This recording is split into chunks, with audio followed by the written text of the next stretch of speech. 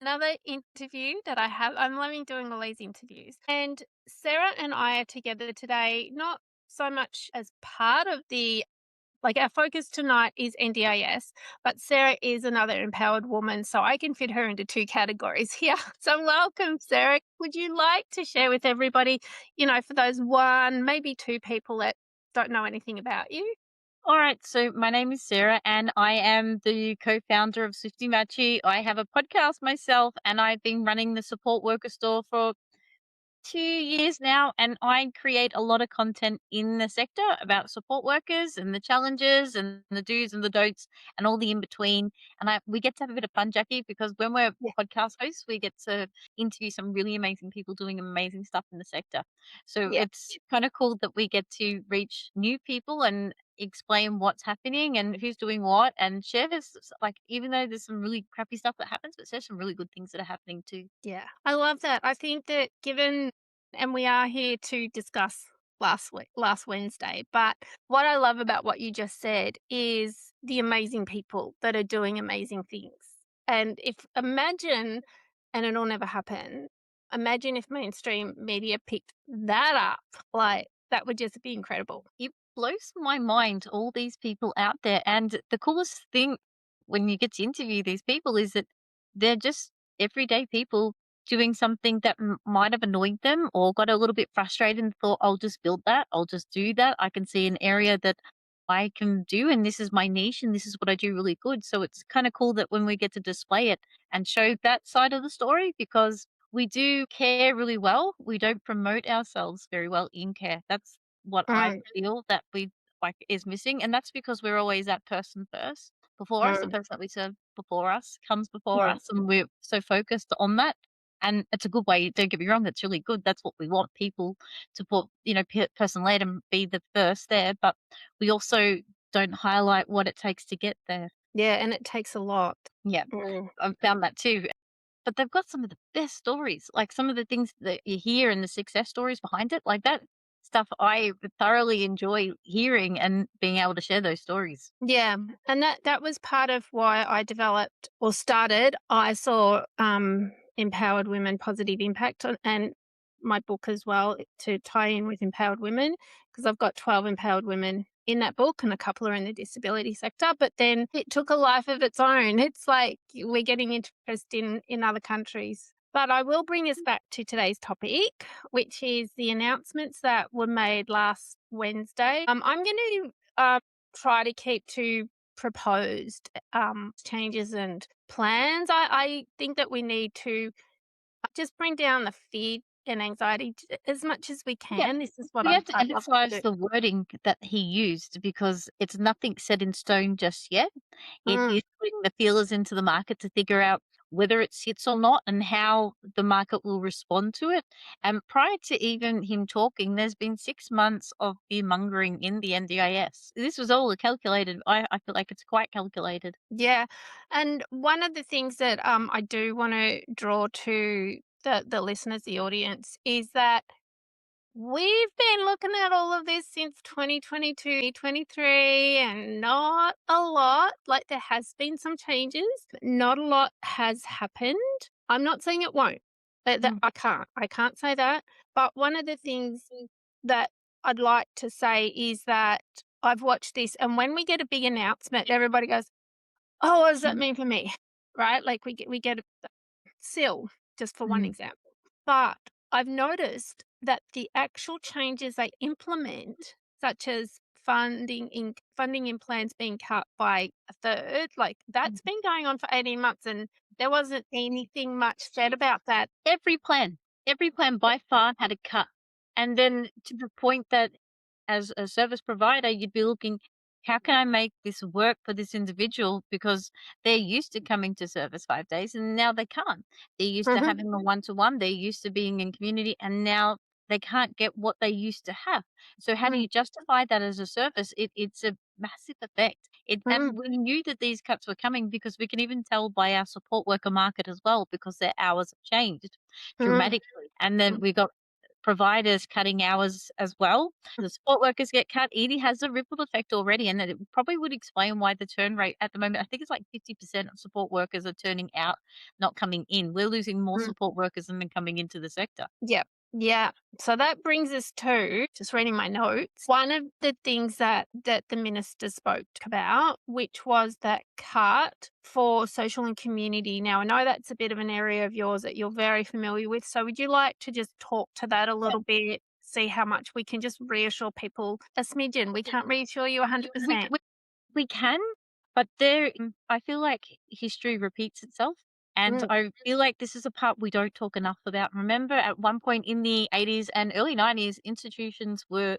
closed down, and from the closing down of these institutions, people were supported into community, but also some. When I say supported into community, community living, community spaces, community opportunities, whether that was our neighborhood house, our pubs, our football mm, clubs. This idea of coming back to community is not an old one. It's actually, oh, sorry, it's an old one, not a new one. It's mm, nothing that hasn't been done. And prior to the NDIS, as a support worker, I was always taught, mentored, and guided that our aim was to get people back into community, regardless whether it had to do with their funds or not. The aim is to have community living. So prior to the NDIS, part of my role was to get back people into community, whether it was going to the local gym by themselves, whether it was catching the train by themselves, whether it was going into a neighborhood house mm, independently as possible. So we like the funds is like I think it was 200 million that they're going to put back into community.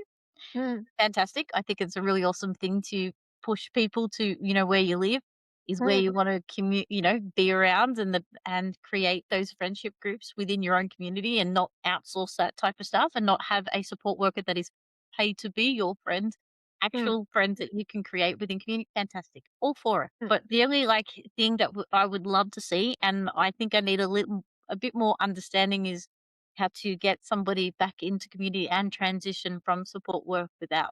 That's the mm. space I'm really like wanting to bit more to know. But the thing is, the information's not out yet. So No. we don't know. But No. if we have the mindset and have that positivity, like, oh, yeah, that means that the people that we provide care for are doing activities within their community and creating friendships and opportunities in their community for them. I don't see that as a bad thing. No, I agree. Yeah, I think Um, that I think the way the internet is, now I'm going to show my age here, but before we had these things, mobile phones, and before we had the internet like we do now, we met people in person. When my kids were little, we did the school fete and very heavily involved in that. Like I was part of the committee and everybody came together. We even brought 2 schools together, and we had things that people that were in wheelchairs could still access, and people that, because we had those children, and adults in the community, the children in the school that were in wheelchairs, they just accessed the same things. It was accessibility Wasn't a that big deal. Like, it was just no. a part of it, and that's Yeah, what we want. We want people back yeah, into community. We want that back because it serves a person's health and well-being, and we know that people that are more happier live longer and they do more and they're more engaged, but also as, support workers, providers, how good does that feel when you get to support somebody back into community? mm, How good does that feel when you get to see somebody actually achieving their NDIS goal? mm, How good does it feel for that individual to say, "Yeah, against all odds, I have now been as independent as I possibly can. I can catch the bus. I can go yes, to the movies independent. I can do things that I couldn't do a couple of years ago, a couple of months ago, and I can do now." Those mm. type of feelings. What was the point of an NDIS goal if you never achieved them? Well, yes, and I'm just listening to you with that. Like you're making some amazing points, and I'm just wondering, do you think? And this wasn't a planned question, but Go for it. but do you think? And guys, we only plan the question so we try and stay on some form of track. But yeah, outside of that, it was like let's have a discussion. But Yeah. I'm just wondering, do you think that because before the NDIS, there was a lot of community orientated stuff which you spoke to, and thank you. But do you think that in a way, by giving a person one-to-one funding for social and community actually created a bit of a dependency and a little bit of lack of the need for community. Just a thought. Yeah, but I think the thing is, when it happened with the NDIS, it grew so quickly and so Mm, rapidly, and it just felt like it exploded, and yes. no provider had enough support workers to Mm, provide support to people. And when there's not enough, you're getting new people in as support workers. They haven't got the mentoring that I had. Like, to be honest with mm, you, 17 years ago, I had fantastic mentors that had been doing it for years. They've been doing it for decades, and they understood key cues and how to support mm, people and how to re-engage community. That they knew off by heart. It blew up so quickly, the support worker space, that mm, there was no mentoring, there was no opportunities to support. It mm, became very kind of like hospitalized, like it was really kind of like strict, and like to the point mm, that we didn't see dignity of risk, and we didn't entertain any of that. It just became really kind of stuffy. I mm, can't quite describe it mm, with words, but I find now for support workers, they just don't have the training that I had, to be fair. mm, They weren't put into courses. Like, now you have to wait for somebody to have a plan in their plan to have training for something that I got naturally from a provider anyway. That mm, is a huge difference. The support workers are just not as trained as they used to be. mm, And that's none like it's a multiple effect, like it's a bit of an everybody effect, but not having support workers trained, I believe, is the reason why that notion of supporting somebody into community, there's that, but mm, there's also the other factor of, well, if I put them into community, I lose that participant. Now what do mm, I do? If I lose mm, that participant into community, I've got this support worker that's part-time. Where am I going to put them? I still mm. have to pay the support worker under the SHADS award. And do you think that that has then contributed to a lot of people going independent? Yeah. How good's the flexibility when you're Mm, independent? And if you already know what you're doing as an independent, just say so if we're going down this past season, independents are like people that have been at providers of, worked their way up before they went to independent, not straight independent straight away. That's a debate mm, for another time.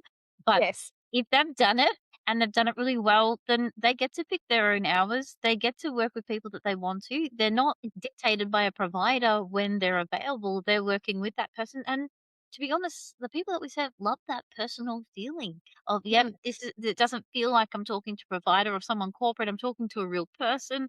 They mm, understand me. They get it. They've got flexibility in their roster, where somebody from a provider might not, because they have Sally in the morning, Frank in the afternoon, and Albert at night. It's not the mm, same. I think for the opportunity for independent work is because the market wanted it to. Our people that we serve wanted it because they mm, want that feeling of knowing somebody quite personal, because some of mm, the tasks that they were doing are quite personal, but also yeah. our support workers want the flexibility and opportunity to earn more money as well and Mm. do what they do well. Big effect.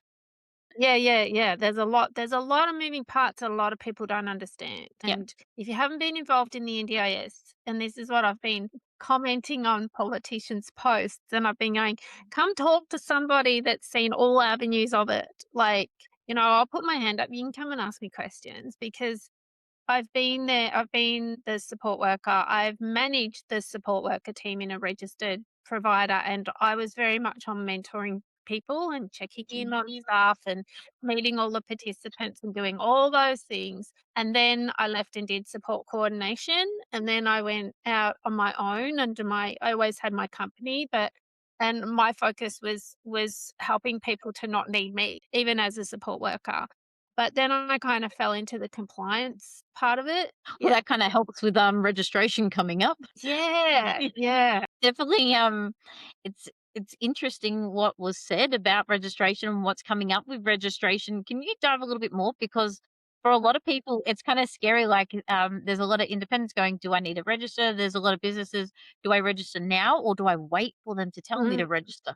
There's mm, a lot of mixed messages out there. Is there anything you yeah. could clear up? Yeah, I'll give it a go. I'll give it a go. So, one of the things that people, if you've known me for a while, one of the things I've always said is let's take a wait and see approach. But while we're doing wait and see, we prepare. So, one of my biggest things is around compliance and understanding how audits work. I've done some education in that, learnings. And so, the biggest thing is that Yes, mandatory registration has been spoken about since 2023, right? The biggest thing is I do think it is going to come in some form. Exactly when, I don't know. But what I would highly recommend that people do, as an independent or even a small provider that's not registered is having your documents, policies, and procedures in place. And by in place, I mean it's not just having them, it's actually using them, it's completing certain forms.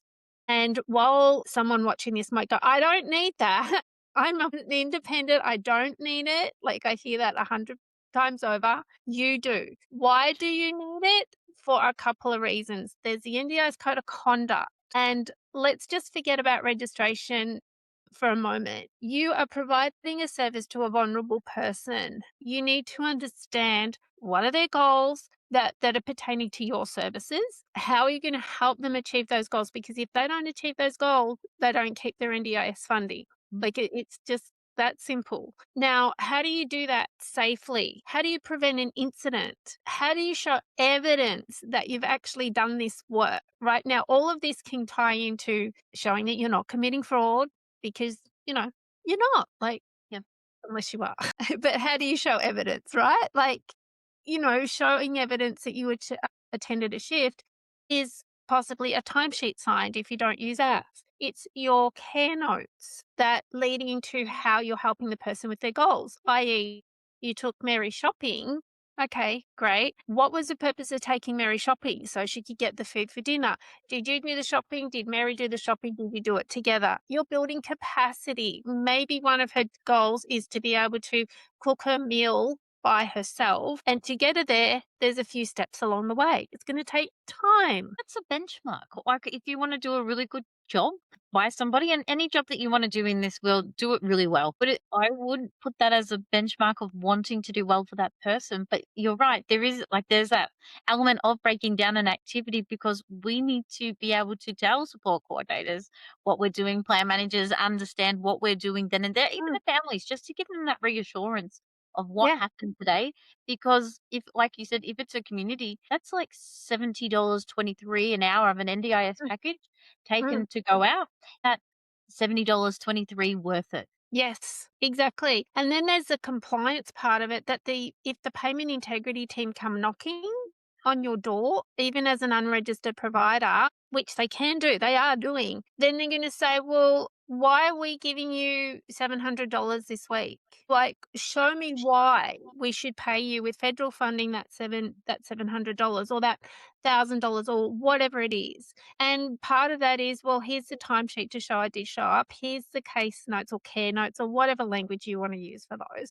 That we worked on Mary's goal of becoming independent, and part of that was shopping. Okay, what else did you do? How did you keep her safe?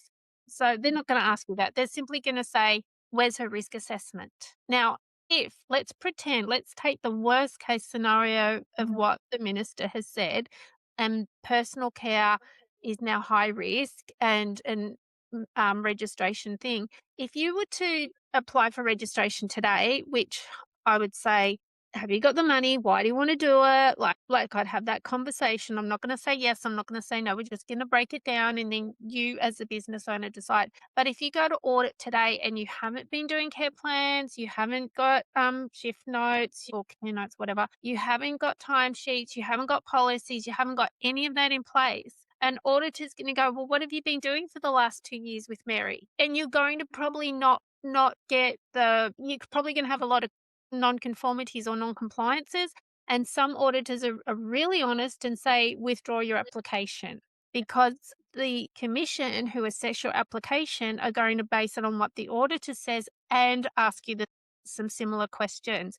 They might even ask you for evidence that even though the auditor's seen it, they may ask you for further. So it's not just as simple as going and getting your documents, policies, and procedures from someone just for registration. It's about how are you providing safe services to the people today? And we call that best practice. So, Jackie, can I just buy a registration on a Facebook group I've seen and be okay? Well, Technically, yes, you could. My caution with that would be you're still probably going to have to go through an audit and an assessment as the new owner. So, Sarah, honestly, if you don't know what those policies and procedures say, if they don't represent how you personally would run the business and you haven't changed them and you're questioned and you're audited, you may have wasted your money. So Or, would it or be might have been a lot more money than what you could get away with it for. so if I was a independent looking at all like to build this, can I just chat GPT it, Jackie, like and get it done that way? Or should I go to and spend a bit more time and detail on it to ensure that when it does arise and when the if I am viable? Well, once again, technically, sure. I've tested ChatGTP and it can come up with some good things. Mind you, then I start arguing with it, and I know it's not human, but I go, but hold on, what about this? And what about that? ChatGTP. So I just want to break it down a little further. The way I operate is sure, I have the bundles, the documents, policies, and procedures. Some of them I could add additional ones too. So there's your basic one that you could do for best practice now, not registration. But when you get them, they're templated just to help you know what is ideal. But what you do is you go through it. So and this is what consultants don't do unless they're really 100% Yep. working with you for your business, and that takes a lot of work. Um, the one way is that if you're using ChatGTP, do you really know what you're asking? And do you know that what you get is actually correct? And how does it represent your business, your unique business? Because Sarah, you and I could both go out there and open up a support worker business and ChatGTP it or consultant it, but we don't really know whether what we've got is right. It might pass an audit, but here's the thing, that's a paper audit. It's not if you're working with someone now, your audit isn't a paper audit. Your audit is demonstrating you know what you're doing, you're keeping people safe, and you're meeting that level of compliance that the commission want you to. So, sure, you could chat GTP it, but you're not going to know what you're not necessarily going to know you've got it right. And sure, you could buy a business that's already registered, but you still have to personalize all of this. You're going to have to do some work. Or you could pay the money, start afresh. If you want to go with a consultant, go with a consultant, ask around. If you want to work with me, you can work with me. But ask around and see what you're getting for your money. Yep. Just ask the questions. Few support workers that would be listening to this and thinking about whether I go business, whether I do keep doing an independent and Mm, see where the registration lies. A few of them sometimes get a bit scared by the auditing process. mm. With it, can you rest assured that for some people that auditing isn't really a bad thing? It's actually a good thing that it gives you a benchmark and something that we all work towards for providing really good quality care for the people that we serve. Yeah, I love that question. Auditing, because you want to pass it, especially to get registration, right? But a good auditor is going to say, all right, so we're looking at what you are doing well. We're looking at what do you understand about providing personal care or what do you understand about providing social and community care? And think safety and duty of care. So, duty of care to yourself as the service provider or business, duty of care to the participant, duty of care to the community. Because if you're taking someone out in community and they get triggered, what are you going to do? Right? Like, so it's understanding all of these things. And a lot of what auditors are looking for is that incident minimizing opportunity for incidents, which is where your risk assessment comes in. Like it's when you understand, and then the feedback that you get, if you can look at it as not a criticism, not a failure, because you often get time to rectify certain things. Now, you can't go back. If you only got your documents and that, and you only did things for today because you're going to go for audit, but you've been working with someone for 12 months or 2 years, you can't go back. I don't recommend backdating anything ever. I've heard of it done. I've seen it done. It's a big no-no. You got to be honest, right? And sometimes what happens is you might be better off just getting a whole new an ABN and just starting afresh. But that's a discussion. It's not a just discuss it with somebody. I very, very carefully here. But the biggest thing is think about risk. So when the auditor gives you some feedback where maybe you could improve, go see it as an opportunity. Oh, wow, I never looked at it that way. I didn't understand that. Okay, now I'm going to learn. Now I know it, Yep. right? You only know what you know and you don't know what you don't know. I've got a question. Sorry. Yeah. So he was talking about 90% of providers being registered and 10% not.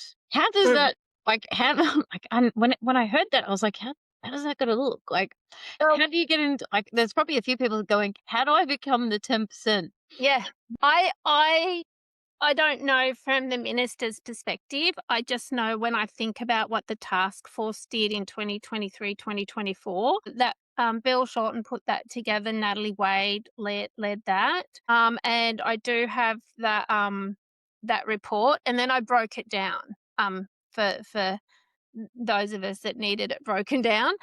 And so I would think that that 10% would be cleaners and gardeners. I Yep. just if we go by what Natalie Wade had put down, then I think it's and any stores, but ironically, I have heard that Bunnings is an NDIS registered provider. So, I don't think Coles and Woolworths are yet, but, not There's yet. still time. There is still time. Yeah, yeah. Yeah, I thought that that was interesting and not to be mean, but I couldn't kind of take him 100% serious that he understands the NDIS the way you and I do, because when he said that plan managers were pushing for plan reviews, I'm like, "Wow, I didn't know plan managers changed their role." Like, so Mm. his error was that that's a support coordinator. But Sarah, where do you think the support coordinators and potentially plan managers are gonna sit? Because he did discuss that one in Yeah, that. it's weird about all that because they were talking about plan management getting a cut by like 30%. So at the Mm, moment, if you're using a plan manager, it's like $140 a month that you're spending. You mm. cut that, it's like $98. I haven't heard any of them be up in arms about losing, what is it, like $50. They don't get a lot as it is per So plan anyway. one part of me is like, oh, that's quite interesting that they're not complaining about that. But then Mm, when I look about it, there's three big players in plan management. So I was like, well, is this a way to reduce the amount of plan managers in our sector? Because a bigger guy can, outstand this storm, but a small one may not, because that is a lot at, for a small provider to lose down to $98 a month. You got mm, 20 people, it's not the same income anymore. mhm, It's a mm, massive drop. And with plan management, there is a lot to do with it. And I sat with a lot of plan managers at a previous role, and you would hear how many times they had to send it back because it was wrong. The mhm, workarounds and the work around it is not that easy and simple. The amount that they send back for people to correct is quite high. So all that time, like I remember mm, thinking, God, is it even worth being a plan manager? Because the mm, amount that they've sent back, this one person in particular, I was like, they keep sending it back. Like they have by far 100, was it $140 for that mm, for the month gone. Like, in hours and admin spent chasing mm. this one thing. I think a bigger provider can get away with it. I don't not sure about the small ones yet, but yet Yep. they've been quiet, which I thought was odd. Yeah, I think they're processing, because I remember when the Allied Health got their cut and it was like petition and we're fighting, and it was such so loud, and guess what? Didn't work. It didn't make any Yeah. difference. And I've had a lot of people that have come to me and said, "Jackie, we sign our petition about we've got to bring these changes and they can't do it without us." And I'm like, "Hold on a minute. Like, let's face reality." And for all the people, all the independents or support workers in particular that say they will never bring this in because they can't do without us, I hate to burst your bubble, but they can. So if all of you left tomorrow, okay, that would be a little bit of a problem, but I work with providers how they can expand quite rapidly. And if you leave, I'm getting a bit animated. If you leave, that's your choice. And what are you going to do for a job? Yeah. I got told there's always another support worker. Okay. I get it. Like, yeah. And like, it doesn't sound very human that Mm, saying a statement like that, but mm, there's other people out there looking for opportunities to work and love working in the support worker field as a profession. And mm, it might not be straight away, but eventually we all get replaced yep. because someone's looking. Yeah. So for the support workers and the sole traders out there right now that are thinking that they won't bring this in, look, they've been trying to bring it in for years, so I can understand that skepticism. I can understand, yeah, whatever, which is why I say to people, watch. Like, be prepared. Be prepared for registration from the 1st of July or Yep. from tomorrow or from whatever. If you're running your business properly under best practice strategy right now, then guess what? It's not that expensive. All you have to do is go through, like, maybe have someone like myself just go through and check everything. Yep. So do a gap analysis and then prepare for audit and then do your application, which most of it you could do yourself. But once again, if you need someone to sit with you, I know quite a few people that are not after doing it for you, they will Mm. do it with you, which is the best gift to yourself. It might be time consuming. So, really, the cost is some time, maybe a gap analysis or a coaching session or a brief consulting session, and then your audit. It's not going to be $35,000 or something like that unless you suddenly expanded from a sole trader to a company. Then it's a whole other discussion. It's being prepared, and I think we should all be prepared because there was Mm, also the talk of kicking 160,000 people off the NDIS. And then I started to do some of the maths, like, oh goodness, mm, like, if some people do move away from the NDIS and support stop for support workers, mm, that can be quite a chunk. Like if you think about it, mm. might what, one person a week, give or take, let's just Yeah. like a figure here. One Yeah. person that you provide might be $300 a week. If you get two, maybe 6, 3, maybe 900. Yeah, let me give a Mm, bit of a, like, a estimation here. If mm, you lose some of the people that you're providing care to, that means mm. you're losing a bit of your income as well. So Yeah. it's also having, I think, strategies in place that, if and like even with plans being cut at current that no one's talking about, I know we discussed this before, but Mm, mm, we need to have plans in place that if people are going to leave, if I'm an independent and someone's going to leave, I need to mm, be able to put myself in a position that I can pick up more work or work for a mm, provider. And there's nothing wrong with working for a registered provider too. If you're an mm. independent, for a few people, I know inside dies a little because the flexibility isn't there, but the protection is. Yeah, yeah, 100%. And just on those figures too that I've seen in the media that it costs like, they go, oh, it's on average $62,000 per person, which I mean, I'm sure like me, you've seen some massive plans and you've seen some short, like small I've seen plans. some really depressing ones. Yeah, yeah. But I like, and people are going, "That's a lot of money." And I said, "Well, let me break it down for you because 20 hours of support work a week, which for some people is not enough. Like, Mhm. that's helping them get out of bed. It's only 3 hours in a day if we added it to 21. That total over 52 weeks is $72,000. Now, we haven't even added on the plan manager, we haven't added on allied health, Yeah. and then if they get a support coordinator on top of that, we haven't added in that. Like, so that would be actually smaller services. Like, it's not a lot. Yeah, but then I look at when I see those hours and I try to think, I think, God, that's might be somebody trying to get out of bed to go to work. Like, just because somebody has a disability doesn't mean that their care is just providing like through like shopping or Mm, getting to appointments. It actually might be getting somebody out to get to work as well, and they mm, contribute to the community as well. So yep, it's a bigger problem in that mm, sense when we need to justify it. And so one part of my thinking was, how do they know the exact number, 160,000? mm. Where do they Mm. pull that number from? Then how did he decide 600 was, and then I didn't mean to cut you off, but then my brain went to, so let's say we get to 6,000 people, right? What happens when someone else needs to be on the scheme? Do we go, "Nope, sorry, we're capped." I don't know, like, Is like my thinking is, do we move people from NDIS to aged care a lot quicker than what we previous had? mm, Yeah, because then the funding is different.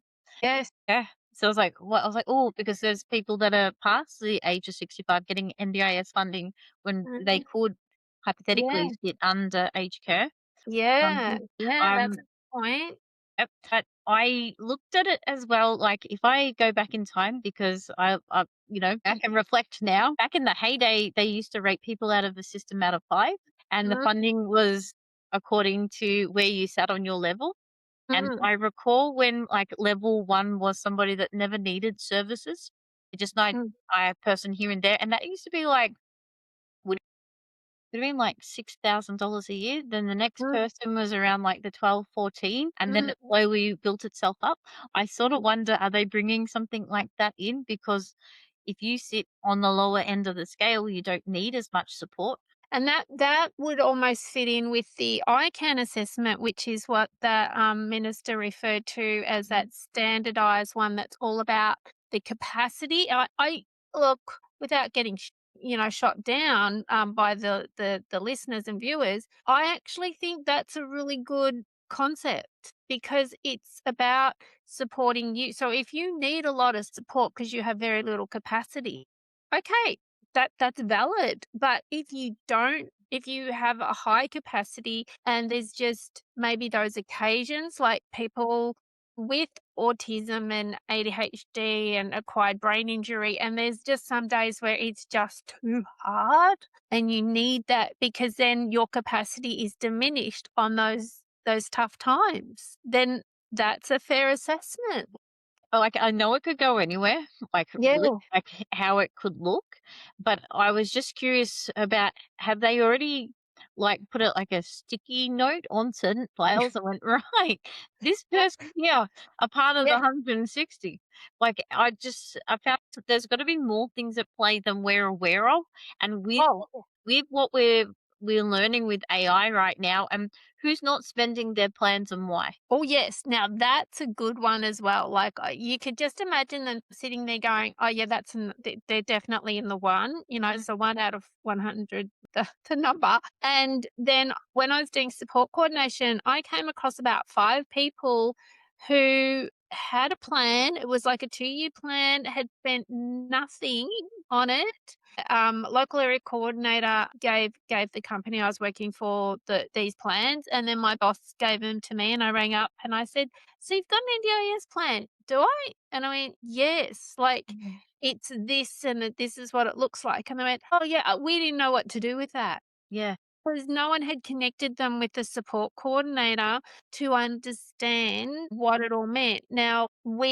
So then I said to her, "Well, I can come out and see you face to face and sit with you and just break it down of what it means." And she goes, "Can you email it to me, like what it all means?" And I went, "Okay, is there a reason you want it via email?" And she said, "Yes, I don't like people." Oh, well, that's a fair point. So I Mhm. said, but this will involve people. So why don't I email to you what it could look like? You get back in touch. And if you prepared to meet some people, we could do that. Now, this took 6 months to actually get to meet people and like to the next level. But that had been, and we were pushing because if she didn't start it, she would have been taken off the scheme. Yep. And it was all, and what it came down to is not that she didn't need it, it's just her fear and judgment, her trauma, and also then nobody explained it. Didn't understand it, didn't know what's a plan manager, where do I find them? Why do I need a support? Like what does core support mean? Like who does that cover? It is Mm, so confusing. Even explaining quarterly funding and the rollover, whether it happens, and they're talking about taking the rollout over out. yeah. So at now for providers, it's really quite can be quite difficult because you're not just the only provider providing support to this person. So it's Mm, kind of like a game, who can get it into post quicker. So I can guarantee, who can I batch this real quickly so I can actually, sign it off and actually get paid for the support before the other mm. provider gets in. It's Yeah, yeah, and brutal. the thing too is that they haven't even discussed self-managed participants in there. Yes. There was no mention of it, and I was, like, sitting there waiting, Yeah. managed participants, and without being nasty, if we wanna tap fraud on the shoulder. It's across the scheme. It's not just the providers. It is not just the unregistered providers. And just because you have your NDIS registration doesn't make you a good provider. Like, that's not the tick of approval. And so if you're a participant or a nominee listening to this, check people out, like, watch for it, keep an eye on the funding like you would your bank balance. Yeah. Do that, because at the end of the day, if you're not approving invoices, people can put whatever they want on that invoice. And unless someone goes, that's a bit strange, that they usually do 2 hours and now they've suddenly done four. If nobody's doing that, you've Yeah. just lost 2 hours of support. And it can be it's a killer from kilometers as well. Like, yeah, Yeah. they traveled 700 kilometers, did they? You know, like you cross it. It's almost like, but as we getting like systems are getting smarter too, you'd be really silly to play with it because you Yeah. will get caught. It's not a matter of if, it's a matter of when. To be fair, Absolutely. yeah, And that comes back to what we were talking about before about that evidence. Because anybody can write anything in a shift note or a care note. Anyone can put anything on a plan, but I can tell you right now, I can tell when it's been made up and when it's actually true. Like, I've read some care plans and I went, you didn't ask the participant any of this. yeah. You didn't confirm any of this. And I went, yes, I did. And I went, no, you didn't, because that's not what you're case noting. So sure, give it a go if you really want to, but just, you will, as Sarah said, you will get caught out. But I think the biggest thing is in all of this is that many of us that have been around since day one, or even the planning stages, have gone, that's nice. We're not commenting, like, I mean, sure, I did the breakdown and I did that live that's on my YouTube channel, but we're not focused on this being a bad thing. We're not focused on this being a good thing. We see good and we see challenges in all of it. Think But aware that it needs to change. Like something needs to give somewhere along the yeah, line. And this is one of the things that have to give to it's kind of like having a reset and it's resetting of what good care looks like. What mm, the aim of the NDIS at the very beginning was about mm, choice and an opportunity to have control, but mm, also to connect with others. yeah. So I'm sure you were there in the Red Sea as well. Yep, yep, and I was out there at the I remember being a new nurse, enrolled nurse that we called back in the day, at St. Vincent's Hospital many, many moons ago, and I remember being on night shift one time, and I walked in and went, "Where is everybody?" Like, and they said, "Well, we've got skeleton staff," and I said, "Why?" And they go, "'Cause we're protesting." I said, "At night?" And they went, "Yeah," and I said, "I'll stay on the ward, it's warmer in here, but I'm still like," and I said, "I promise I'll protest tomorrow." I mean, but we're all for, Not the NDIS, because we all know it people have more now than they've ever had, and you cannot deny that. There is no NDIS anywhere else in the world but Australia. Services and systems, as much as like, when I hear people complain about it, and then, like, my inner me's like, "Well, back in my day," like, Mm, like, like, it was worse. So, mm, what we got now is, like, it is good. Yeah, we want better.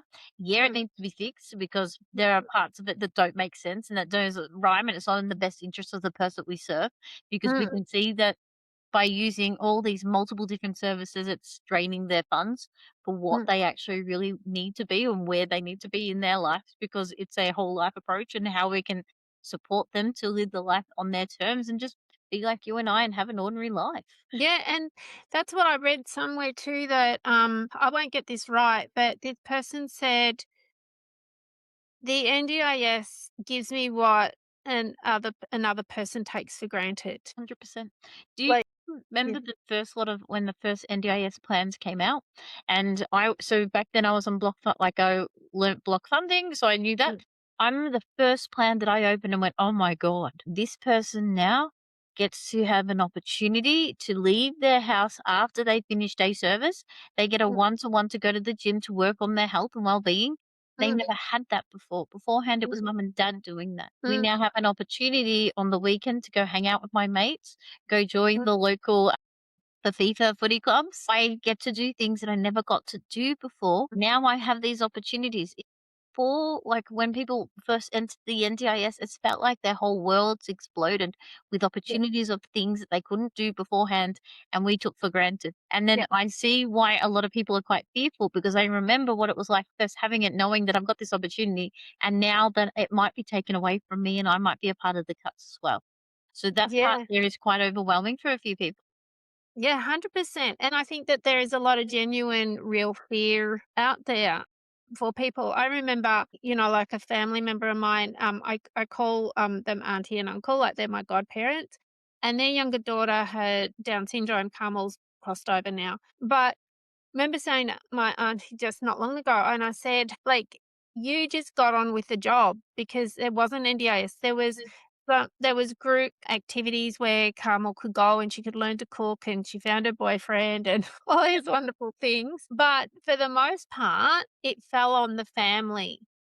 Yeah. And like any parent, you worry about what happens to your children when you're not around. And the last thing that they ever wanted was Calm to go into a group home or whatever. And they made her as independent as possible because they learnt around Down syndrome and they did what they could. But imagine how my auntie's life would have been, especially when my uncle was out working, what her life could have been like if a support worker would have been able to take Carmel to the group activity or Yes. something like that. Well, the aim of the NDIS was to keep people in their homes, in their families longer. So Mm, it was the NDIS started, that's how it looked. Then in between all that, the seal space just came about, like, it came into play a couple of years mm, later and absolutely exploded. It mm, wasn't ever that way. Like, before, like, if think of the really beginning of the NDIS space, a mm, lot of people that it was really hard to get into a, service to live in a house with other mm, people, and if you did, you lived with another 4. mm, So it wasn't a space of 1 to 3, and it was very selective of the houses that were able to run. It mm, and compared to now where there's a lot more before. There were like mm, 5 big providers and a few for-profits, but they were very small. They were mm. the for-profits were the majority, and the Mm, non-profits were, the small guys. mm, mm. Yeah, and I think too that while it has come a long way, I think we do need a lot more governance over still homes. I have been to some and they have not been nice. And also we had to schedule the visit. It That was wasn't my yeah, and like I was going with someone because we were building a case that they asked me to come with them and just be and so we just said, "Look, I'm a family friend." They didn't know who I was, and I remember going in to this house and I just shook my head. Now, I didn't know these people and I didn't know the woman that I was visiting, that well, but I heard the story. I heard, you know and even over a period of time of us going back, but you could see the decline in her and she just didn't want to and she, lived in a house where the, support team were not the same culture as her, and she didn't like that culture food. Like, there was a lot of things that she literally couldn't eat. Wasn't, discrimination, but because that's all I would cook, yeah. she didn't eat, she lost weight, all these things, but the scheduling of visits and things like that. Now, I know the staff have to be safe. We have to know who coming and going, and especially when we went through COVID times. Like, I understand all of that. But this supported independent living, which the minister has made reference to as well, it says it's supported independent living, not we're running this place and it's like a hospital or whatever. So I think that when any SIL providers out there, and I think this is where the independents are going to get caught out because independents providing SIL as a team are all going to have to be registered. Yep. Like, and there are massive fines. This is part of the research I was doing. In the legislation, it's massive fines if you aren't once it's mandated. So, but the thing is, this is someone's home. You're Well, in your home. I'm in my home. If somebody said, we have to screen whether your friends come over to visit or not, go find away. so wild because I like, and I didn't think that this was like I thought it was common practice. I thought it was common practice that people, when they live in a seal, they'd come Mm, together and discuss the menu for the week and mm, who's doing what and what's going on, and you meet together and have a conversation like, "Yep, mm, I we on Friday there's a shift swap. There'll be Elliot instead of Sally," and then mm, discuss. Well, actually, I feel really uncomfortable with Elliot. I'm mm, female, and I prefer a female support worker because I, mm, got personal care and things that that mm, fit. I thought I was used to that model mm, honest with you, when, it was only 5 big mm, non-for-profits looking mm, over the accommodation space at that period of time prior to the NDIS. I mm, thought the NDIS, a model like that, would come along with it, but it mm, didn't, and somewhere in between, I was like, I feel like I've visited a few myself, and I was like, I don't know if I'm in prison.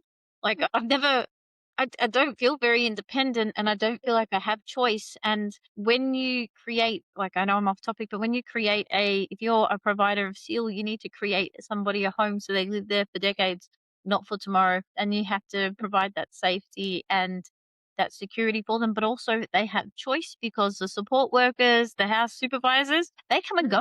They come and go, the churn rate too high.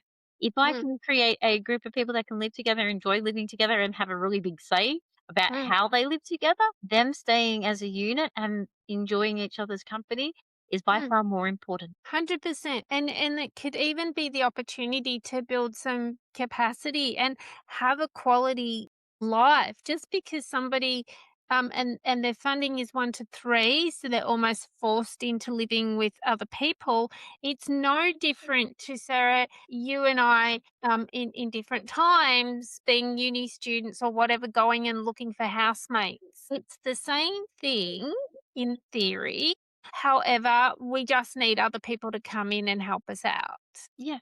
Yep. That This is that where and yeah, we should get and I don't think we're off topic because I think it's all just part of it all. it should be this.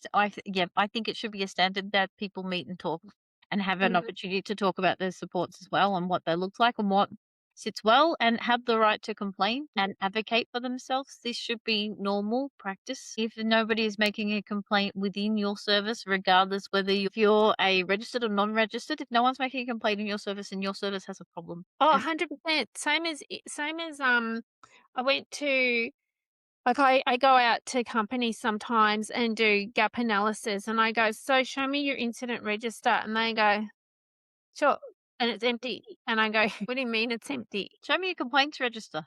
"Yeah." And they go, "Well, it's empty." And I go, "Yeah, but I get feedback all the time, sometimes that I don't really want it." But, you can't grow, you can't know how well you're doing if you don't get feedback. I used to do complaints management. We were called CLOs, consumer liaison officers in a big Melbourne hospital. Technically, we were the complaints department because we didn't get a lot of compliments. Like, um, 'cause, the nurses got those. I used to sit there and go, "Oh, good, another opportunity for quality improvement." Yeah. I heard for somebody like I podcast with this dude a while back and he said to me, a complaint is a gift. It's like, Yeah, all right, like tell me more. I mean, because how are you to know something is wrong in your service and where it's missing if you don't mm, receive it? And mm, if you keep going without any complaints, and your service has a problem, but it also means that in our sector we're not lifting people up and letting them mm. advocate what they like and what they do like. And somebody that is well heard is more willing and will stay with you because you, as if I draw this back to seals, you can get kicked out as a provider of a seal house. They can vote you out and get another provider. That can be done. Yeah, and and just to add to that, what a lot of people don't realize is that there's the sell agreement and then there's the tenancy agreement. Yeah. So if you've rented as the provider, if you've rented the house, to fill it with these people, and then they say, "Actually, we don't want Mm. you as our provider anymore," then technically they've signed a lease to live there, so you can't boot them out of the house unless you've checked your tenancy law in your state. And yes, they can bring in a different provider. Yep. And it can be done, and there's plenty of providers out there willing to take it. Yep. So Yeah. you're best off doing best practice and best listening and putting these things in play prior to that even happening. I love your passion for the industry, Sarah, and the value that you bring because you've been around for some time and seen the different layers of it. No, These are laughter lines. exactly, exactly. I'm 60 this year, don't tell anyone. But, but also the way like, what one of the other things that I love is that you're bringing empowerment to the participants and their family or their informal supports or whomever else, as well as the support workers, because without the participant. We don't have jobs. Yeah, to be honest, we don't have jobs, we don't have an income, so we should be very cautious and very aware that all of this comes because somebody has a disability, Mm, or else we wouldn't have an income, we wouldn't have a job, everything would change because of that, and we have to acknowledge the fact that we only exist because of it. yeah, yeah, I love it. Well, guys, we're gonna leave it here because honestly, Sarah and I could be still here in 24 hours. So, and I mean, like, we're like, yeah, we're both very passionate. If you haven't picked up that we're passionate, I'm telling you, we're passionate. And so, both Sarah and I are going to release this video, so you're gonna see different shorts. You're gonna see lots of it around. But follow both of us because between us, we kind of bring it all together. Sarah brings her strengths, I bring my strengths, and it is all about empowering people to live a quality life. So thanks for being here tonight. Really appreciate it. Enjoyed it. Thank you so much. You're welcome.